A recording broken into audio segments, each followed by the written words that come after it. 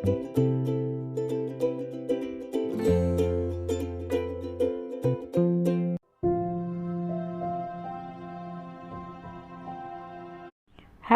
नमस्कार. कसे आहात? मजेत ना? मजेतच राहा.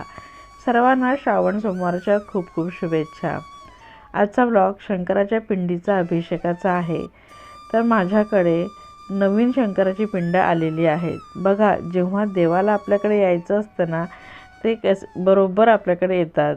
आणि असंच ऐन श्रावणामध्ये माझ्याकडे ही शंकराची पिंड आली आहेत, ज्याचा मी आता अभिषेक करत आहेत.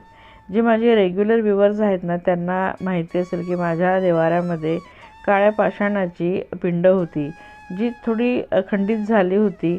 तर मला माहिती नव्हतं की तिचं विसर्जन करत नाही आणि मी ती विसर्जन करून टाकली.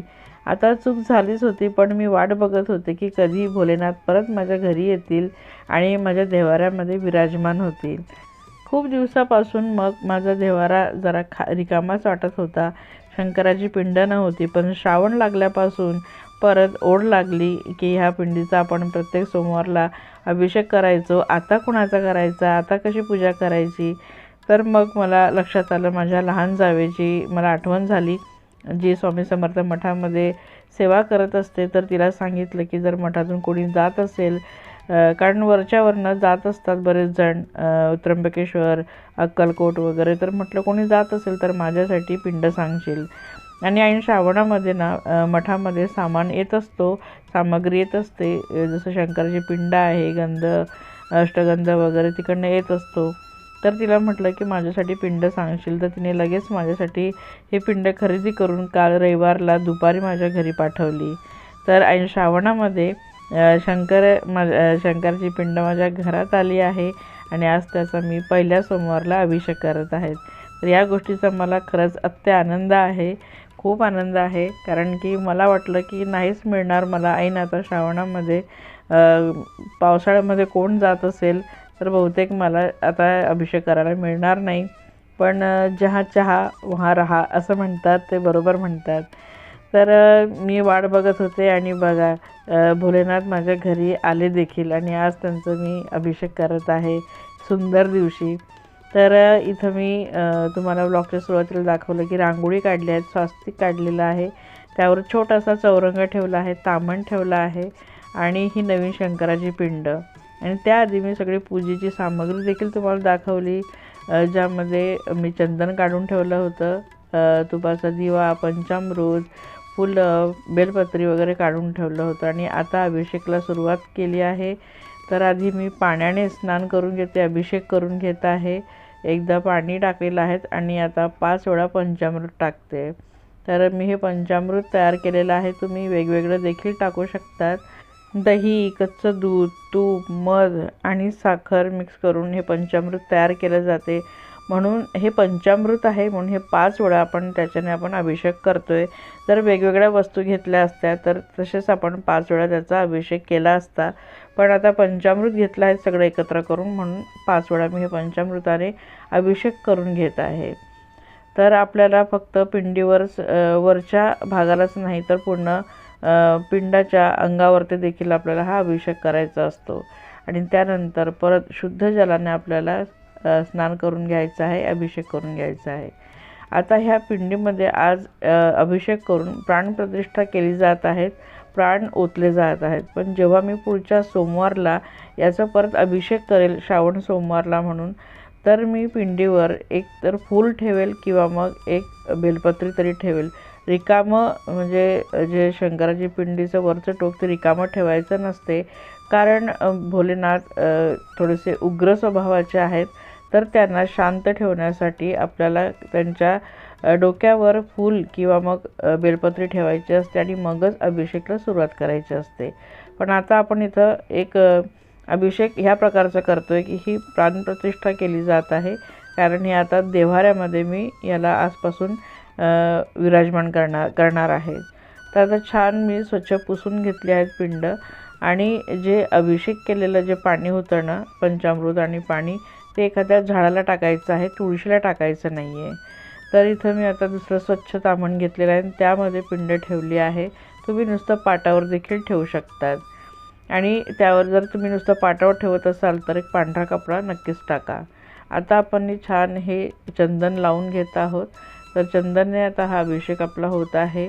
कुंकू वगैरे लावायचं नसते महादेवाला आणि हळदही नाही. तर इथं चंदन मी लावून घेत आहेत त्यांच्या वरच्या डोक्याला सुद्धा, पिंडीच्या टोकाला आणि पूर्ण त्यांच्या अंगांना देखील. पार्वती माता जिथं स्थित आहेत तिथं देखील. तर चंदन लावून झाल्यानंतर आपण अक्षदा वाहणार आहोत. तर असे सुंदर शांत चित्त मनाने प्रत्येक सोमवारला आपण पूजा केली तर त्याचं फळ नक्कीच मिळते. श्रद्धेने आणि भक्तिभावाने आपण ज्या वस्तू आपल्याकडे अवेलेबल आहेत, ज्या वस्तू आपल्याकडे आहेत त्याने पूजा करायची. देव नक्कीच प्रसन्न होतो आणि भोलेनाथ तर असे आहेत ना की ते खूप लवकर प्रसन्न होतात. तर पांढरं फूल असेल तर ते नक्कीच वाहा. मी पांढरं फूल वाहिलं आहेत. लाल फुलं देखील माझ्याकडे होती तर तेही वाहिले आहेत. तुमच्याकडे जर निळ्या गोकर्णाचं फुल असेल ना तर ते नक्कीच वाहा. पांढरं असेल तेही चालेल. पण मी मागच्या वर्षी छान गोकर्णाची फुलं वाहिली होती, पण ह्या वर्षी अजून गोकर्णाला फुलं आलेली नाही आहेत. आणि शिवामूठ ह्या सोमवारला तांदूळ आहे तर थोडेसे ओले करून घ्यायचे आहेत आणि अखंड तांदूळ घ्यायचे आहेत, तुकडा तांदूळ घ्यायचे नाही आहेत. जर तांदूळ तुम्ही ओलं करायला विसरले असाल तर कोरडे तांदूळच तुम्ही मूठमध्ये वाहा, पण वरून पाणी नक्कीच सोडत राहा. जशी जशी तुम्ही तांदूळाची मूठ सोडाल वरतून पाणी देखील त्यावरती सोडत राहा.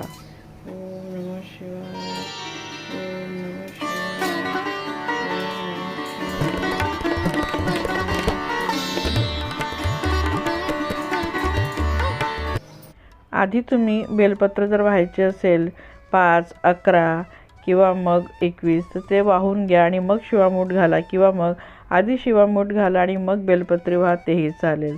तर मी आधी शिवामूठ सोडली आणि त्यानंतर आता बेलपत्री वाहते.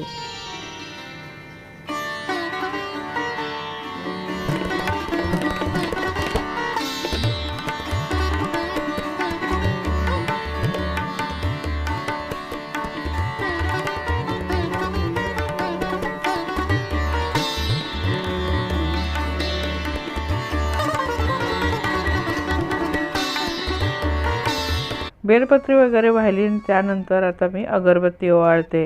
आणि पूजेच्या अगदी सुरुवातीलाच मी तुपाचा दिवा पेटवून ठेवला होता. कुठल्याही पूजेच्या सुरुवातीला आधी दिवा आपण लावून घ्यायचा आहे तुपाचा, तर तसा मी तो लावलेला होता. आता तो ओवाळून घेत आहे आणि त्यानंतर धूप देखील पेटवून ठेवते.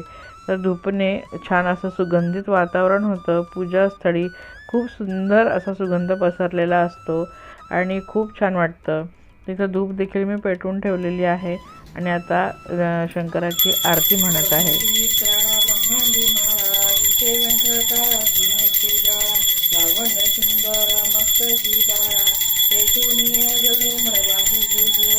जय देव जय देव जय श्री शंकरा स्वामी शंकरा. आरती ओवाळू भावाची ओवाळू तुझवरती गौरा. जय देव जय देव कर्पूर गौरा भोळा नेहमी विचारा. अजांगी पार्वती सुमनांच्या माळा. विभूती शेरुगण श्रीगंठ निळा. ऐसा शंकर शोभे उमा वल्ल्याळा. जय देव जय देव जय श्री शंकरा स्वामी शंकरा. आरती ओवाळू भावाची ओवाळू तुझवरती गौरा. जय देव जय देव. या पूजेमध्ये जर धतुराचं पान किंवा मग धतुराचं जर फळ मिळालं तर तेही तुम्ही वाहू शकता. ते अगदी शंकराला प्रिय आहे. आणि बेलपत्री तर हे अगदी आवर्जूनच आपल्याला वाहायची आहेत, कारण की हे अतिप्रिय आहे. तर ज्या गोष्टी शंकराला लागतात त्या तुमच्याकडे जर असल्या तर अतिउत्तम, नसल्या तरी महादेव कधीच रागवत नाही. आणि खूप छान असं आता इथं माझी आरती झालेली आहे. महादेवाची आरती झाल्यानंतर लगेचच मी कर्पूर आरती करून घेत आहे. आणि कर्पुरामध्ये मी थोडंसं लोभान पावडर देखील टाकलेलं आहे, ज्यामुळे अजून छान असा सुगंध पसरेल घरामध्ये. आणि महादेवाला आरती करून झाल्यानंतर पूर्ण घरामध्ये ही कर्पूर आरती मी अगदी कोपऱ्यामध्ये फिरवून घेणार आहे. आणि अगदी दार ओपन करून सुद्धा आपल्याला ही आरती फिरवून घ्यायची आहे. तर कर्पूर आरतीमध्ये लोभान टाकल्यानंतर खूप छान असं प्रसन्न वातावरण होतं. अगदी छान असं पॉझिटिव्ह एनर्जी आपल्या घरामध्ये येत असते. सर्वात शेवटी आपल्याला आता नैवेद्य ठेवायचा आहे. तर इथं पंचसुका मेवा इथं मी नैवेद्य ठेवत आहे. पाण्याने चौकोन काढला आहे आणि त्यावर नैवेद्य ठेवला आहे. नंतर परत एक चौकोन काढून जे उरलेलं पंचामृत होतं ते ठेवलं आहे. तर जो आपण अभिषेकला वापरलं होतं आणि वाटीमध्ये उरलं होतं तेच आपल्याला ठेवायचं आहे.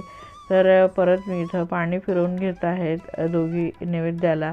तर असं आपण कुठलंही फळ देखील नैवेद्यामध्ये ठेवू शकतो आणि किंवा मग असा सुकामेवा देखील तुम्ही ठेवू शकता.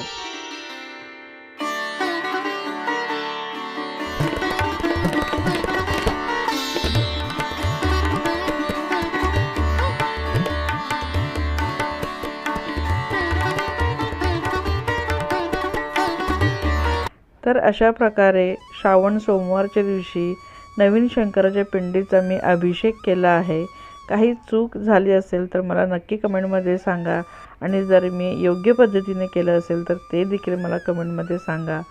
तर शेवटी इथे मी जलाधारी ठेवत आहे आणि छान असं आता दिवसभर थेंब थेंब करून महादेवावर पाणी पडत राहणार आहेत.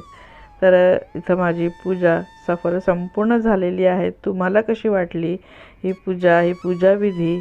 आजचा व्लॉग कसा वाटला? आवडला असेल तर लाईक करा, कमेंट करा, शेअरसुद्धा करा आणि चॅनल आतापर्यंत सबस्क्राईब केलं नसेल तर प्लीज चॅनलला सबस्क्राईब करा.